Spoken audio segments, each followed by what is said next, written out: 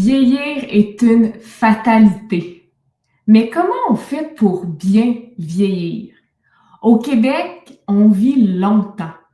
Mais quand on regarde de plus près, on ne vit pas toujours en bonne santé. En réalité, on peut passer en moyenne entre 10 et 12 ans en mauvaise santé, en perte d'autonomie, inconfortable dans notre corps, dans notre peau. Alors, comment on pourrait peut-être renverser les choses avec le bout de notre fourchette? Mon nom est Marjolaine Grenier. Bonsoir à tous. Je suis très heureuse d'être avec vous ce soir pour un webinaire spécial avec le Spiceman, avec un collaborateur qui est très précieux pour nous, un scientifique, un pharmacologue, un expert en alimentation et en longévité, Jean-Yves Dionne. Bonsoir. Merci. Bonjour Marjolaine. Bonsoir tout le monde. Hey, C'est c'est vraiment... flatteur ce que tu dis là. Euh, C'est pensé, je le pense à 100%. Merci beaucoup.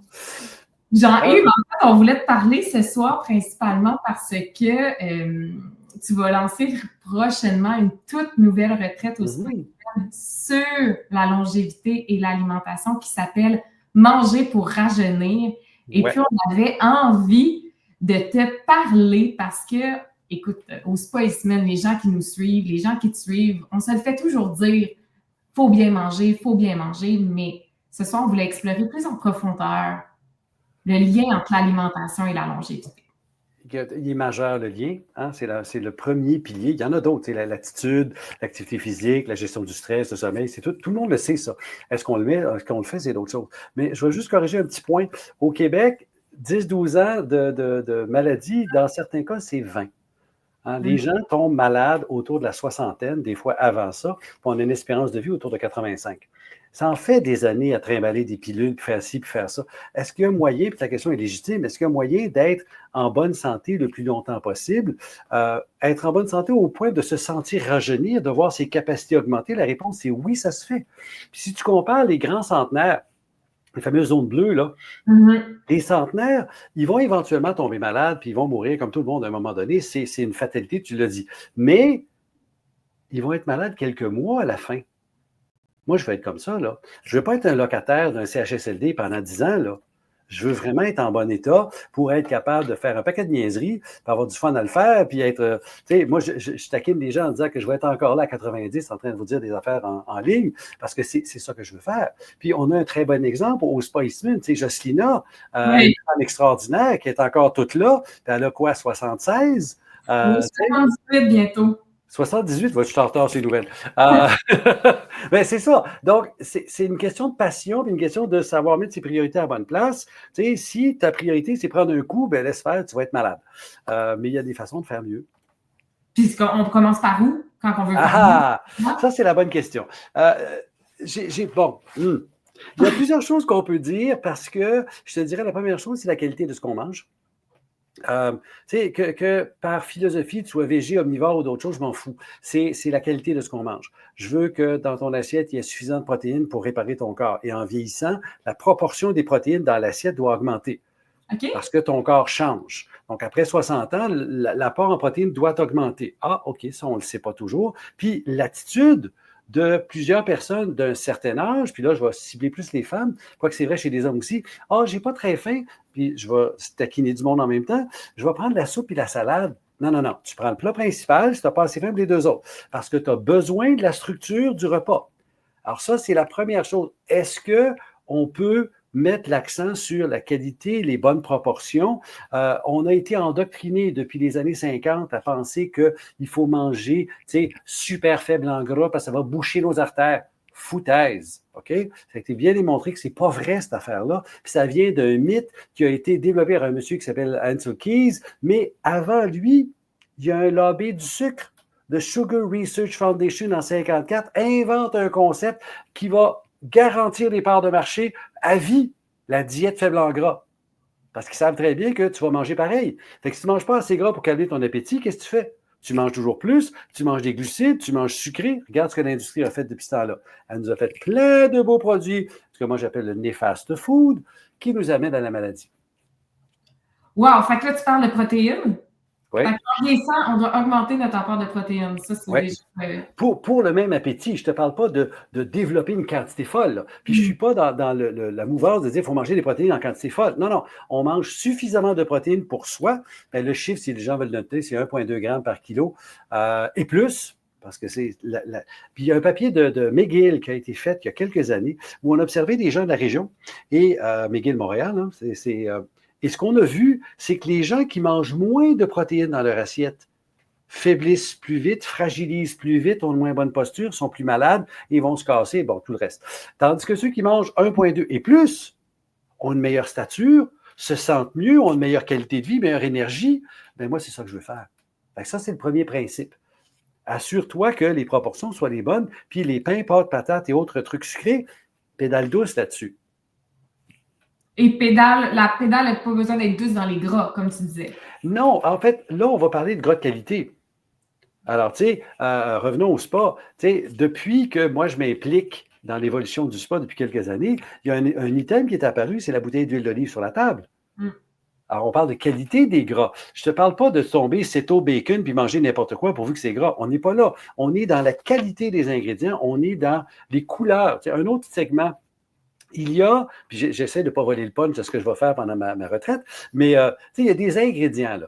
Par exemple, le rouge de la betterave, le rouge de la tomate, la lutéine qu'on retrouve dans les épinards, les autres légumes verts, le thé vert, le cacao, sont tous des ingrédients qui ont montré quelque part une capacité d'améliorer les tissus. Un exemple, le cacao, tout le monde dit, le chocolat, c'est pas bon. Le bon chocolat, à haut de 80 %, ça reste un aliment santé. Mais le cacao va faire quoi? Il va aider à dilater les vaisseaux sanguins au niveau de la peau pour mieux la nourrir. Le thé vert va faire la même affaire. Donc, tu vas avoir un teint en meilleur état, tu vas avoir moins de problèmes de rides et autres, mais surtout, ta peau va être en meilleur état. Tu vas mieux affronter le vieillissement. Avec du thé vert et du chocolat. Et voilà. On peut rajouter du vin rouge si tu veux. Puis justement, y en a-tu d'autres? Là, tu parles de certains aliments que là, principalement pour la peau. Y a-t-il d'autres? Si je reste pour la peau, il y a plusieurs. Bon, en ce moment, c'est la mode du collagène hydrolysé. Ben, je peux te parler du bouillon d'os, on va faire la même job, la même affaire, parce que ton bouillon d'os, bien fait, quand il est gélatineux, rendu froid, tu as ton collagène dedans. Puis, oui, la protéine est plus grosse, mais tu vas la digérer pareil. Et de fait, le bouillon d'os est un aliment extraordinaire pour la peau, les articulations, le système digestif, les mythes. Et c'est une source d'un acide aminé que tu as en plus grande concentration là, qui s'appelle la glycine, que tu as moins dans les autres aliments. Ce faisant, la glycine, c'est le précurseur d'un beau petit neurotransmetteur qu'on appelle le GABA, qui t'aide à être plus zen. Hein? Chouette, hein? Oui, très chouette. Puis, y en a-tu des faux amis? Ah oui, regarde, il y a beaucoup de trucs. Bon, je reviens avec mon néfaste food. Hein, le néfaste food, c'est les aliments ultra transformés qui peuvent se vendre avec toutes sortes d'allégations parce que le problème des allégations de l'alimentation, c'est des allégations que tu n'as pas vraiment besoin de démontrer cliniquement. Tu peux te baser sur des données. Exemple, il y a une céréale, je ne la nommerai pas, des petits anneaux faits en avoine. OK? Pas le coloré, celui qui n'a pas de couleur. La boîte est jaune. Non, mais c'est pas.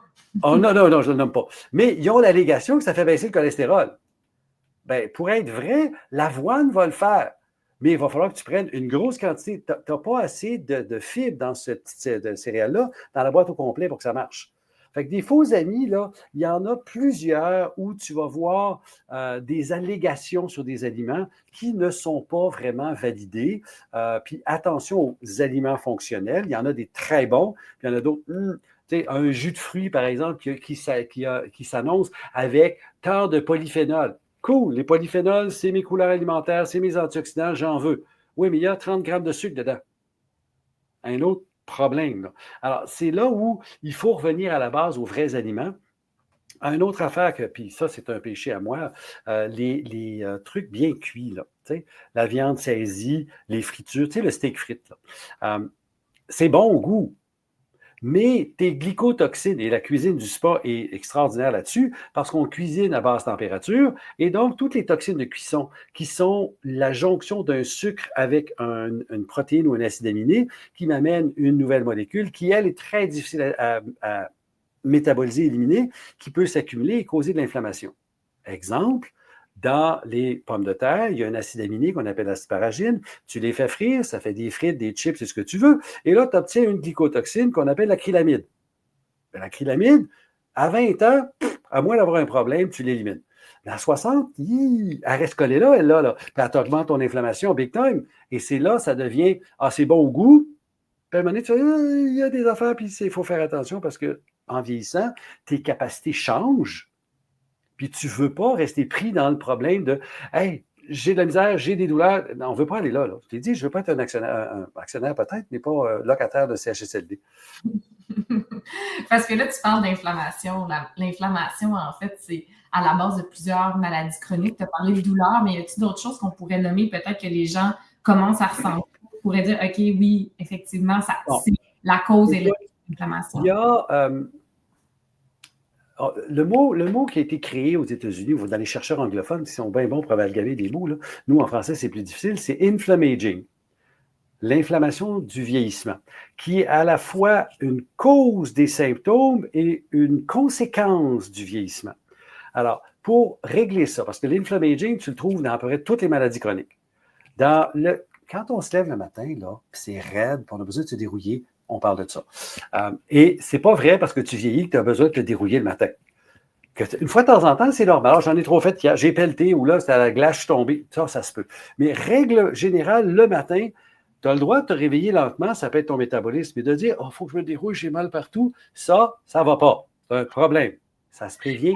C'est que tu le dises, parce que des fois, on finit par banaliser des symptômes qu'on a tous, puis on se met à penser que c'est normal. Oui, c'est parce que je suis vieux. Oui. Non. Ben oui, c'est ça, vraiment. Où il y a des oui, mais tu sais, il y a. Je t'expliquerai. Il y a une réalité, quand tu vieillis, tes capacités de réparation diminuent. Mon exemple typique, c'est un ado qui se casse une jambe, il va à l'hôpital, ça fait mal, on lui donne un analgésique, on met une plâtre, on replace la jambe, puis 3 mois plus tard, c'est fini, il est allé à l'école, puis bon. Fais ça à 60 ans, c'est un peu plus long. Fais ça à 80, une personne sur 3 va en mourir. Ouais. Okay? Alors, c'est là où il faut contextualiser. Moi, je me plais à dire, on peut tout faire, juste pas de la même façon. OK? C'est pas vrai que je vais aller courir un marathon comme un athlète. C'est pas vrai. Je vais peut-être le marcher, ton marathon, mais je vais me rendre au bout de pareil. Alors, c'est là où on regarde ses capacités. Moi, je suis quelqu'un qui n'aime pas 2 expressions. La santé parfaite, ça n'existe pas. On a tous des embûches, des acquis, des ci, des ça, des blessures, puis on vit avec, puis on trouve le moyen de composer avec ça. Puis l'autre, c'est sortir de sa zone de confort. Je déteste cette expression-là parce que ça me donne l'impression qu'il faut que je fasse quelque chose d'impossible pour être heureux. Non. Moi, je vais parler d'étirer ta zone de confort. Puis c'est un peu ça qu'on fait au spa. Quand on amène des gens en thermothérapie, au début, il faut accepter. Puis à un moment donné, hey, je me sens bien. J'ai étiré ma capacité. Les grands athlètes, ils ont travaillé pendant des années pour gagner leur médaille. Puis quand ils ont fait la compétition, ils étaient pile poil sur le X.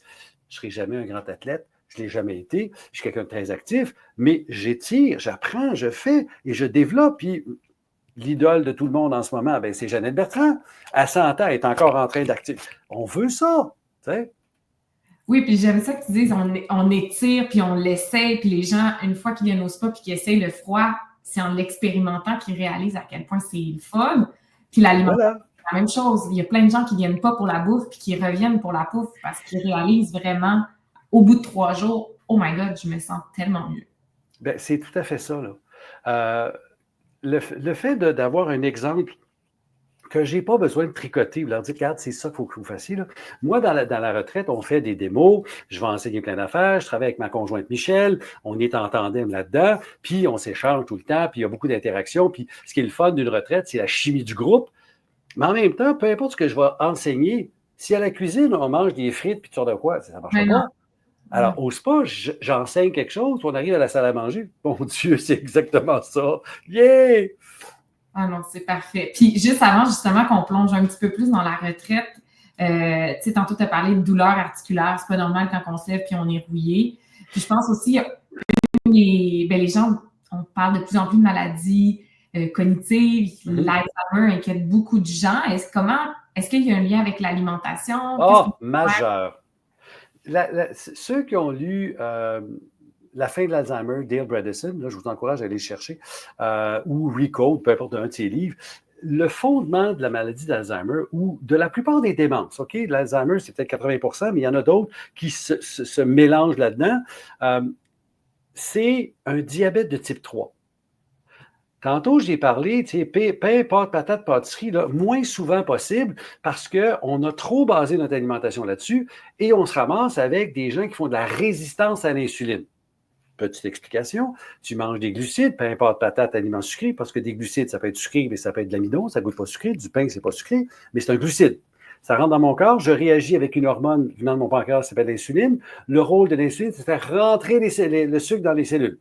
Jusque-là, ça va. Mais si je mange trop souvent, l'alimentation occidentale, notre alimentation, bien, il arrive que mon insuline est toujours un peu trop élevée. Et là, les cellules font sais-tu, je suis tanné, j'en veux plus. Pouf, ferme la porte. Ça devient résistant. Ils barrent la porte parce que l'insuline est trop élevée. Et là, ils font non, j'en veux plus. Alors, des cellules comme les cellules musculaires, les cellules du système cardiovasculaire, les cellules nerveuses, en fait, la barrière entre le sang et le cerveau devient opaque aux glucides parce que j'ai résistance à l'insuline, mais à l'opposé, j'ai besoin de glucides, mais j'ai des cellules qui en ont besoin. Alors, la seule façon de renverser ça, c'est de réduire beaucoup la proportion des glucides dans mon assiette.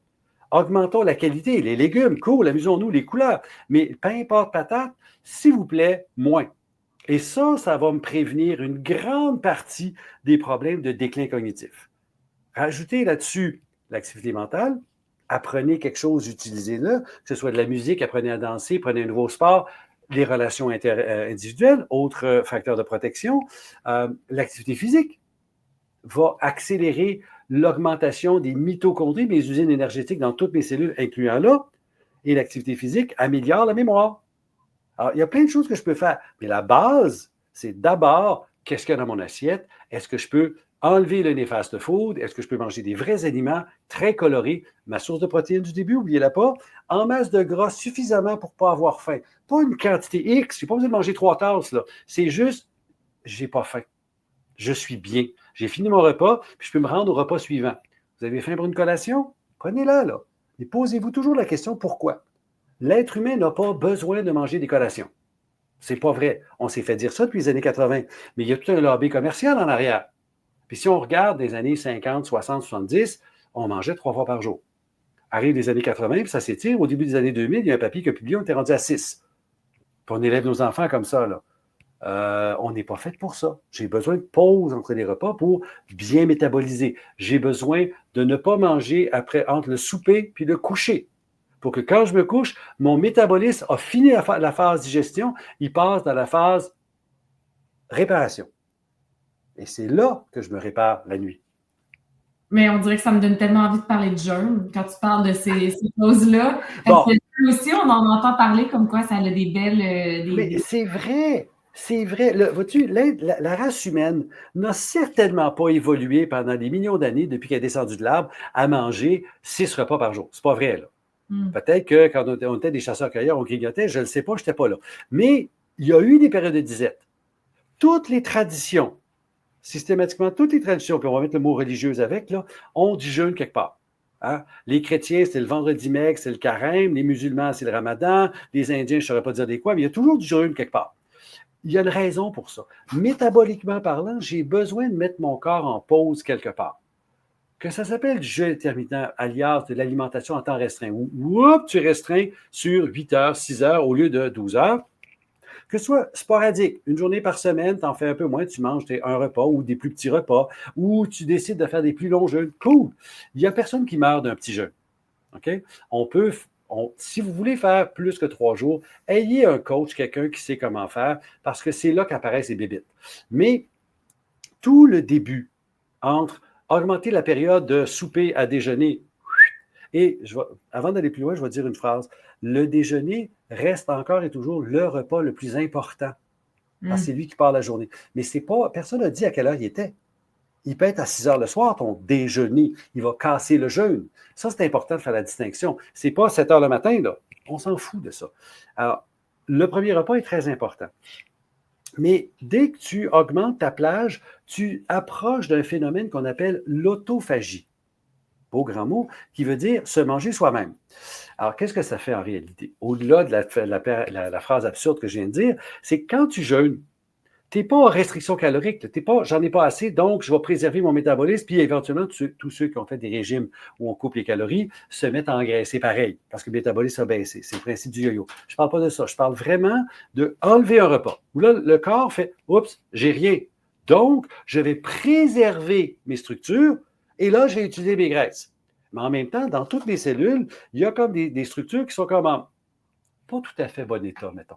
Alors le corps fait « Hey, je pense que je sais ce que je vais faire avec toi. Floup, je te brise, je te recycle et j'utilise des structures pour faire d'autres choses. » C'est ce qu'on appelle l'autophagie. Prendre les structures qui sont en mauvais état, les dégrader pour les recycler. Et ça apparaît, si quelqu'un fait du jeûne à 24 heures, ça commence à apparaître. 36, c'est pas mal le pic, puis ça augmente dans le temps. Alors, c'est là où d'avoir du jeûne sporadique est une bonne chose. Si on se fie aux travaux de Valter Longo, par exemple, et d'autres chercheurs du domaine, excusez, je fais du name dropping, ça a l'air savant, mais un jeûne de 3 jours a des bénéfices mesurables jusqu'à 12 semaines plus tard. Donc, je ne parle pas de faire de devenir un moine puis ascétique, non. Je parle d'utiliser l'outil à sa capacité. Puis là, je vais parler de moi. J'ai un métabolisme rapide. Pendant longtemps, ne pas déjeuner, ne pas prendre le premier repas tôt le matin, c'était comme « Ah! C'est l'horreur! » Mais j'ai apprivoisé cette chose-là. Puis là, je commence « Ah, ben, couple de fois par semaine. OK, je vais le sauter, c'est correct, je suis capable. » Et là, c'est chacun sa vitesse, chacun sa réalité. Puis, tu sais, si pour votre vie sociale, ou peu importe, oubliez le mot social. Dans votre vie à vous, c'est plus difficile de sauter le déjeuner, mais le souper, c'est facile de le mettre plus tôt. Ah! Parce que les recherches sortent en quantité sur l'alimentation en temps restreint. Donc, n'importe quoi où c'est plus court que 12 heures, souvent, on va parler du 16-8 ou du 18-6. Donc, ça veut dire quoi? Ça veut dire qu'on mange sur 8 heures ou sur 6 heures. Ça peut être 2, ça peut être 3 repas. Puis ça permet d'avoir une période où mon corps a le temps de dire « Ah, OK, j'ai le temps de me reposer, j'ai le temps de me réparer. » Mon insuline, dont je parlais tantôt, qui est problématique, se met à devenir à son niveau minimum. Et là, rouvre la porte à utiliser les graisses comme source d'énergie. Puis là, mon métabolisme change, devient flexible en termes de métabolisme. On parle de flexibilité métabolique. Et ça, c'est le début de la réparation. C'est le début de « Hey, mon énergie augmente. Je me sens mieux. J'ai plus les petites raideurs que j'avais avant parce que je donne à mon corps la capacité de se réparer. » Wow, c'est vraiment, vraiment intéressant. Tu parles de flexibilité. Tantôt, tu parlais d'étirer notre zone de confort. Fait que je vois un lien là, dans... Tu as tout à fait raison. C'est dans la même sémantique parce que j'aime pas la rigidité. Oui. De la même façon que j'aime pas les dogmes. Tu sais, quand oh mon Dieu, tu es aussi bien de le prouver que c'est vrai, là. Quand c'est dit, c'est comme ça, non. On va jaser, on va discuter. Parce que, tu sais, un consensus global, pourquoi? Convainc-moi. Ben, c'est ce que j'essaie de faire. Si moi, j'ai besoin d'être convaincu, je vais m'arranger pour avoir des arguments pour convaincre le voisin. C'est pour ça que j'anime des retraites, parce qu'un de mes plaisirs de la vie, c'est d'expliquer.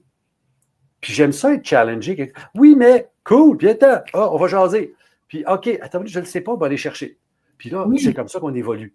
Et on va trouver des références, puis des différents auteurs, des points de vue conflictuels. OK, finalement, c'est ça. Exemple, la restriction calorique, qui est un des mouvements pour l'anti-âge. Je ne suis pas d'accord. Pour une raison. Les modèles animaux qui ont fait de la restriction calorique ont restreint dans le temps. Puis il y a un papier qui a été publié il n'y a pas longtemps là-dessus, où on s'est aperçu que tu donnes à l'animal 30% moins de nourriture, mais tu donnes une fois dans la journée. Ce n'est pas tellement 30% de moins que tu as donné, c'est moins souvent. Et c'est là où le métabolisme du jeûne, même si c'est juste l'alimentation en temps restreint, versus le métabolisme de quelqu'un qui coupe les calories, bien, ça ne donne pas la même chose. Je vais aller plus loin que ça. Quelqu'un qui coupe les calories, qui fait un régime X, peu importe le nom qu'il a, il se passe une affaire horrible entre les deux oreilles qu'un chercheur de 1919 a appelé la psychose semi-famine. Il pense rien qu'à manger les mauvaises affaires. C'est humain, là, c'est pas un défaut, c'est pas « Ah, t'es donc pas bon, t'as pas de volonté. » Je m'excuse, il n'y a personne qui a la volonté de faire ça. Tu as de la volonté pour X temps, puis à un moment donné, il s'est passé une horreur dans ta journée, tu n'es plus capable. La première fois que tu passes à côté du sac de Whippet, il est vide. Tu ne l'as même pas vu passer. C'est humain, cette affaire-là. D'où il ne faut pas avoir faim. Quand tu manges mieux, à un moment donné, tu fais comme « J'ai moins faim. Cool. Tu réduis. Ah, j'ai pas faim pour le déjeuner. Je vais prendre mon déjeuner à midi. Cool. Ça t'arrive pas. C'est cool aussi. C'est là où on évolue à notre vitesse. Puis justement, ben, la retraite, c'est une expérience immersive qui permet de goûter à ça en étant accompagné avec toi. Les dates qu'on a, on en a déjà 3, puis les dates sont vraiment le fun. Du 25 au 29 juin, donc un long congé. Pas besoin de congé pour être avec vous. Du 10 au 14 août, durant l'été. Et finalement, une belle édition, une 3e édition durant la flambée des couleurs. Les couleurs, ça va être magique parce que ceux qui connaissent le Spaceman, là, on est à l'horizon, là, il y a un géant, un titan qui s'appelle le mont Offord qui change tous les jours. Au mois d'octobre, là, mon Dieu que c'est magique. Les couleurs, le soleil, il pleut, c'est beau. Tu sais, Montréal, c'est laid quand il pleut, là, aujourd'hui en particulier. Mais là-bas, c'est toujours beau. Alors, combiner, l'extraordinaire animateur et animatrice de la retraite, 2, la cuisine, qui a gagné des prix tellement c'est bon, les soins, les services, l'équipe, regarde, vous ne pouvez pas venir. C'est aussi simple que ça. Ah non, c'est vraiment une belle expérience. Puis j'ai envie de présenter aux gens qui sont encore avec nous, si vous nous permettez quelques minutes, la programmation embryonnaire que vous proposez pour la retraite. Donc, comme on disait tantôt, c'est un 4 nuits, 5 jours. Tantôt, tu nous as parlé justement du l'inflammaging. Inflammaging, tu l'as en plein milieu, là. Inflammation, inflammaging. La résistance à l'insuline dont on a parlé aujourd'hui, bon gras, mauvais gras, des démos culinaires, des aliments incontournables à avoir, le cacao, donc les nutriments qui sont rajeunissants. Donc, ça vous donne un peu un avant-goût des conférences et ateliers qui vont avoir lieu. Et pour les gens qui se demandent, mais ça coûte combien une expérience comme ça avec Jean-Yves et avec Michel, je tiens juste à le dire parce que de facto, on se pose cette question-là, veut pas. Ben oui. Puis c'est sûr que, tu vois, là, bon, ça commence à 393, ça peut être occupation double, simple, bon. Et là, l'idée, c'est que oui, c'est un budget, mais c'est aussi une expérience. Puis j'ai déjà fait un live pour comparer ça par rapport à un tout compris. Oui. Puis les tout compris, c'est le fun, mais tu t'en vas à un endroit, tu ne manges pas nécessairement bien, tu as le décalage horaire ou le vol d'avion, puis souvent de nuit, tu arrives chez vous, tu es poqué. Bien là, ce qui se passe, c'est exactement l'inverse. Tu as 3 jours de bonheur et tu ressors de là grandi, tu es énergisé, tu as des étoiles plein les yeux, tu as rencontré des gens, tu as fait une synergie, tu as appris des choses que tu peux mettre en pratique. Puis comme je répète, à ta vitesse, hein, c'est pas du jour au lendemain, on fait chacun son petit pas. Puis c'est ça qui est trippant. C'est 4 jours de bonheur où tu sors de là grandi, puis tu t'es fait « Ah, j'ai le droit d'être en santé, puis c'est pas compliqué. » Ça goûte bon être en santé. Oui! Et puis, c'est un investissement. C'est beaucoup ça que nos clients nous disent une fois qu'ils ont goûté à l'expérience. C'est vraiment un investissement sur le long terme. Là, vous avez un exemple de démo avec ma conjointe Michel. Là, on fabrique un truc qui est un des secrets de la cuisine, du spa et de certains grands restaurants. C'est une espèce d'émulsion en dessous des plats qui goûte complètement divine puis qui permet de rajouter plein de nutriments intéressants. Bien, je vous montre comment faire. C'est une des démos qu'on va faire. Vous mangez ensemble, évidemment, les repas, c'est un des éléments les plus populaires durant la retraite. Absolument. Puis, tu sais, contrairement à une conférence, tu vois une conférence, le conférencier est là, après ça, il signe des affaires, puis après ça, il s'en va. Là, c'est pas ça du tout. Quand on est ensemble, on arrive le fin d'après-midi de la première journée et on passe les 4 jours ensemble. Oui, vous avez du temps, puis moi, j'ai du temps à part, vous avez du temps libre, mais on a nos 2 conférences par jour avec les démos, on a nos 3 repas ensemble, et il y a même un soir, je crois, où il y a une conférence de plus. Donc, on est vraiment dans un environnement restreint. On est vraiment dans un cocon, puis on en profite. Puis souvent, c'est une des choses que les gens aiment, c'est que je suis là tout le temps pour répondre aux questions. Puis ça me fait plaisir, je suis là pour ça. Ah, je ne veux pas te déranger pendant ton repas. Bien, je m'assois avec toi, c'est parce que je veux répondre à tes questions, là. Alors, c'est ça l'idée. Et Jean-Yves, en terminant, s'il y a des gens qui nous écoutent, qui ont 50, 60, 70, 80, qui ont l'impression peut-être qu'il est trop tard pour changer, t'aurais-tu un message à leur... L'agisme, les croyances limitantes. Tu sais, l'âgisme, on décrit ça comme c'est donné par les autres à nous autres. Non, non, non, on le sait tantôt deux oreilles. C'est pas vrai. J'ai dit tantôt, on va le faire pareil le marathon, même si on va marcher. J'ai pas besoin de courir, j'ai besoin de commencer, c'est le premier pas. Il n'y a pas d'âge pour être trop vieux, c'est pas vrai. Il y a des gens en mauvais état, mais peu importe ce qu'on va, d'où on part, dès qu'on décide de faire quelque chose de mieux, on s'améliore. C'est pas vrai que quelqu'un à 80 va ramasser un corps de 16 ans. C'est pas vrai. Mais je peux être un peu mieux. Et la distinction, sérieusement, entre quelqu'un qui s'occupe de lui, qui fait les bonnes affaires, et quelqu'un qui ne le fait pas, c'est 30 ans d'espérance de vie en santé de plus. OK? Puis, c'est sûr que plus je commence jeune, plus les bénéfices sont là. Mais quand je commence tard, je réalise comment je peux faire quelque chose.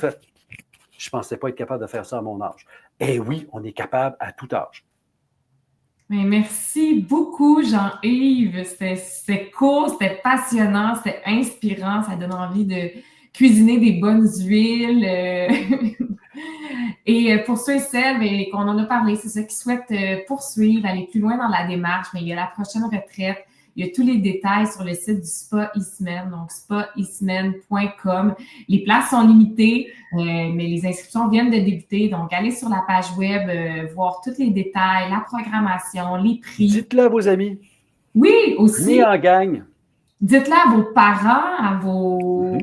Tu sais, pour les gens qui nous écoutent, que parfois, on voit nos parents vieillir aussi. Puis, je vais parler pour moi. Bon, j'ai 30 ans, ça reste que je fais beaucoup de choix pour être bien dans ma peau. Mais on aime ça voir nos parents vieillir en beauté aussi, les voir. Et je l'ai vu à quelques reprises, ça. Des gens qui amènent les parents ou des parents qui amènent les enfants puis ils viennent en famille. J'ai eu des expériences complètement tripantes là, avec cette synergie-là parce que ça nous met une chimie de plus qui est là. Il y a 2 générations, là. Ça vaut la peine. Oui, on le vit tous vieillir, puis on est tous indépendants là-dedans, on prend soin de nos parents, donc on veut qu'ils vieillissent en santé. Alors, encore une fois, Jean-Yves, merci. Bonsoir. Merci beaucoup. Qui nous ont écoutés, puis à bientôt. Je vous attends au spa. Salut. Salut.